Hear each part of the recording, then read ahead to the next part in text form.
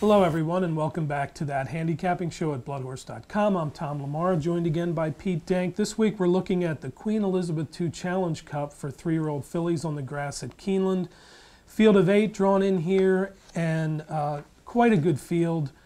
A very evenly matched race. I think that we will have a pretty strong favorite, despite the fact that I saw 8 horses that probably had a chance to win in an 8-horse field. We're going to turn it over to Pete for his observations on this race. It looks like the weather will be pretty good on Saturday, so we should have a firm turf.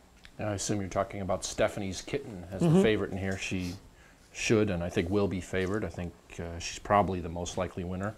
But like you, I almost see, I saw 8 horses who could hit the board. There's not quite 8 that I think could win, but this is a really nice field. There's no filler in here. Horse that interests me a little bit here on the outside, Day at the Spa. She won here at Keeneland in the spring meet. I think she's the really only speed horse in this field.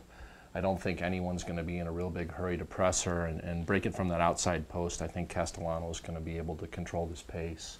And if someone doesn't go after her, I think she's very dangerous. She's a city zip. She's won at 1 1/8 on Gulfstream. This is probably about her limit, but I think she's good going 9 furlongs. And City Zip's a sire that I've really evolved on. I really like him going 2 turns now. I think when he first started to get popular, kind of people viewed him as a speed sire, but he's a sire of racehorses, and they can go 2 turns, and she's a very talented filly. Yeah, I got to agree with you about the pace factor here. She clearly is the horse that can either lead it or run just off the leader. Maybe Center Court, who has shown some speed, but I do agree with your assessment of the Chad Brown filly. What I did in this race is I found a horse that I thought had some upside, Tannery, who made her first U.S. start in the Garden City, which was won by Samatar, who was in this race, and Somali Lemonade was a good second in that race. She's also in this field.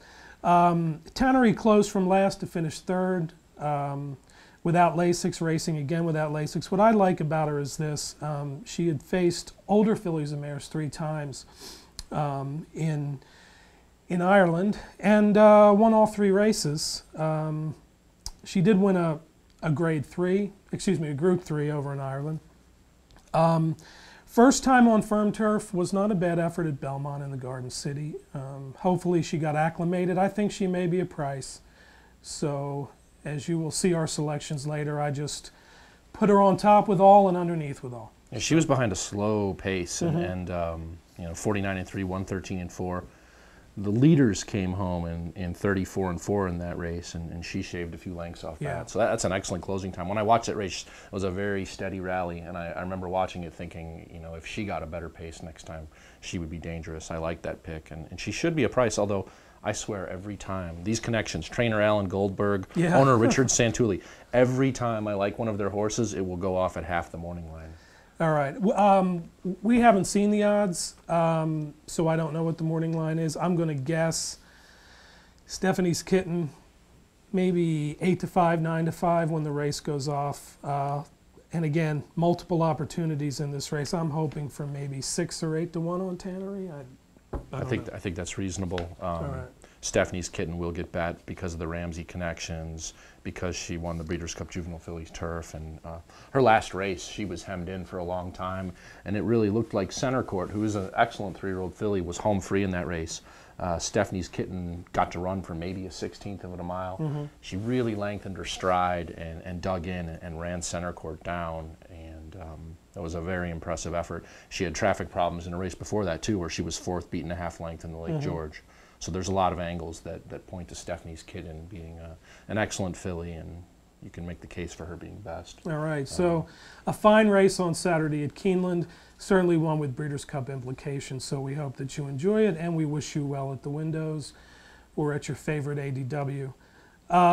Once again, this is That Handicapping Show. We'll be back next week. Be sure to check out Pete's Locksmith Picks at bloodhorse.com this weekend. For Pete, I'm Tom. Have a good one.